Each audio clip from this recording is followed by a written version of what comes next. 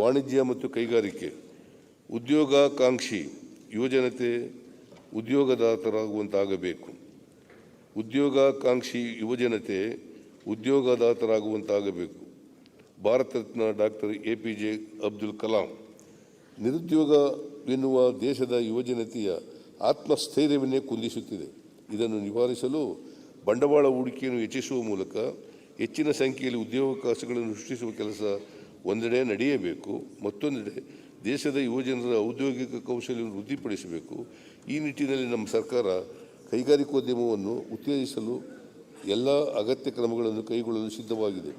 Electronics ವಲಯದಲ್ಲಿ ಕರ್ನಾಟಕದ ಅಗ್ರಸ್ಥಾನವನ್ನು ಮುಂದುವರಿಸಲು ಪೂರಕವಾಗಿ ರಾಜ್ಯದಲ್ಲಿ ಸೆಮಿಕಂಡಕ್ಟರ್ ವಲಯದ ಅಭಿವೃದ್ಧಿಗೆ ಉತ್ತೇಜನ ನೀಡಲು ಬೆಂಗಳೂರಿನ ಕಾಡ್ಗೋಡಿಯಲ್ಲಿ 100 ಎಕರೆ ಪ್ರದೇಶದಲ್ಲಿ ಟೆಕ್ನಾಲಜಿ ಇನ್ನೋವೇಷನ್ ಪಾರ್ಕ್ ಅನ್ನು ಅಭಿವೃದ್ಧಿಪಡಿಸಲಾಗುವುದು. ಇದರಲ್ಲಿ ತಾಂತ್ರಿಕ ಸಂಶೋಧನಾ ಸಂಸ್ಥೆ ಸ್ಥಾಪನೆ ಜೊತೆಗೆ ಸೆಮಿಕಂಡಕ್ಟರ್ ಸಂಶೋಧನೆ ಮತ್ತು ಅಭಿವೃದ್ಧಿ, ಪರೀಕ್ಷೆ, ವಿನ್ಯಾಸ ಇತ್ಯಾದಿಗಳಿಗೆ ಸೇವೆ ಮತ್ತು ಸೌಲಭ್ಯಗಳನ್ನು ಒದಗಿಸಲಾಗುವುದು.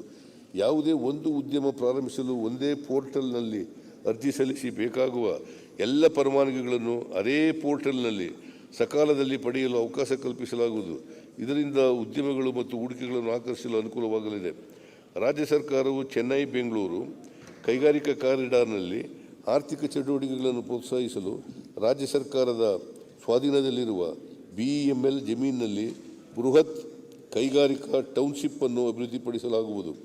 ವಿಜಯಪುರ ಜಿಲ್ಲೆಯಲ್ಲಿ ಉತ್ಪಾದನಾ ಕ್ಲಸ್ಟರ್ ಮತ್ತು ದಕ್ಷಿಣ ಕನ್ನಡದಲ್ಲಿ ರಫ್ತು ಆಧಾರಿತ ಕೈಗಾರಿಕೆಗಳ ಕ್ಲಸ್ಟರ್ಗಳನ್ನು ಅಭಿವೃದ್ಧಿಪಡಿಸಲಾಗುವುದು.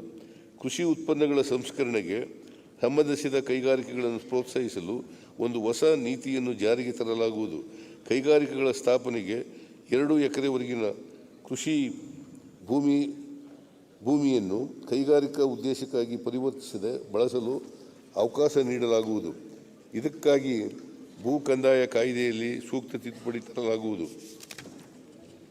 ಏರೋಸ್ಪೇಸ್ ವಲಯದಲ್ಲಿ ರಾಜ್ಯದ ಬಲವನ್ನು ಮತ್ತಷ್ಟು ವೃದ್ಧಿಸಲು ಮತ್ತು ವಿಶೇಷವಾಗಿ MSMEಗಳ ಮೇಲೆ ಕೇಂದ್ರೀಕರಿಸಲು ಅತ್ಯಾಧುನಿಕ ಕರ್ನಾಟಕ ಏರೋಸ್ಪೇಸ್ ತಂತ್ರಜ್ಞಾನ ಕೇಂದ್ರವನ್ನು ಬೆಂಗಳೂರಿನ ದೇವನಹಳ್ಳಿ ಏರೋಸ್ಪೇಸ್ ಮತ್ತು ಡಿಫೆನ್ಸ್ ಪಾರ್ಕ್ನಲ್ಲಿ ಸ್ಥಾಪಿಸಲಾಗುವುದು.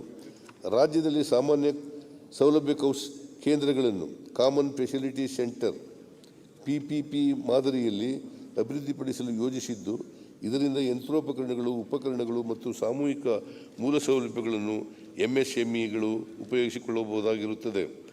ರಾಜ್ಯದ ಸಾರ್ವಜನಿಕ ಉದ್ದಿಮೆಗಳಲ್ಲಿ ಆಧುನೀಕರಣ ಹಾಗೂ ವೃತ್ತಿಪರತೆಯನ್ನು ತರುವ ಮೂಲಕ ತಮ್ಮ ಚಟುವಟಿಕೆಗಳನ್ನು ಸುಧಾರಿಸಲು ಕ್ರಮ ಕೈಗೊಳ್ಳಲಾಗುವುದು.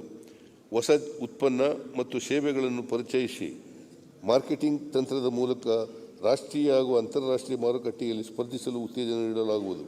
ಸಣ್ಣ ಕೈಗಾರಿಕೆಗಳನ್ನು ಪ್ರೋತ್ಸಾಹಿಸಲು ರಾಜ್ಯದ ಸಣ್ಣ ಕೈಗಾರಿಕೆಗಳ ಅಭಿವೃದ್ಧಿ ನಿಗಮದ KSSIDC ವತಿಯಿಂದ ಹುಬ್ಬಳ್ಳಿ, ಕಲಬುರಗಿಯ ಚಿತ್ತಾಪುರ, ಉತ್ತರ ಕನ್ನಡದ ಕೋಡ್ಕಣಿ, ಬೆಳಗಾವಿಯ ಕಣಗಲ, ಚಾಮರಾಜನಗರದ ಬದನಗುಪ್ಪೆ, ವಿಜಯಪುರದ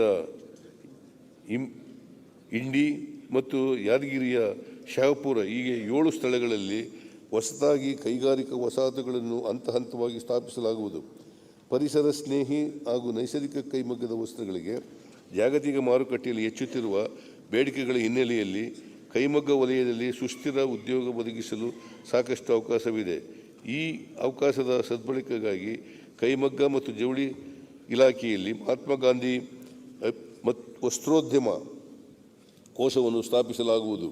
ಈ ಕೋಶವು ವಿನ್ಯಾಸಕಾರರು, ನೇಕಾರರು, ನೂಲು ಬಿಚ್ಚಣಿಕೆದಾರರು ಮತ್ತಿತರ ಭಾಗಿದಾರರನ್ನು ಒಂದೇ ವೇದಿಕೆಯಡಿ ತರುವುದರೊಂದಿಗೆ ಮಾರುಕಟ್ಟೆಯೊಂದಿಗೆ ಸಮನ್ವಯಗೊಳಿಸಲಿದೆ. ಅಲ್ಲದೆ ಕುಸಿತ ಕಾಣುತ್ತಿರುವ ಕೈಮಗ್ಗ ಉದ್ಯಮದ ಪುನಶ್ಚೇತನಕ್ಕೆ ಸೂಕ್ತ ಕ್ರಮಗಳನ್ನು ಕೈಗೊಳ್ಳಲಿದೆ.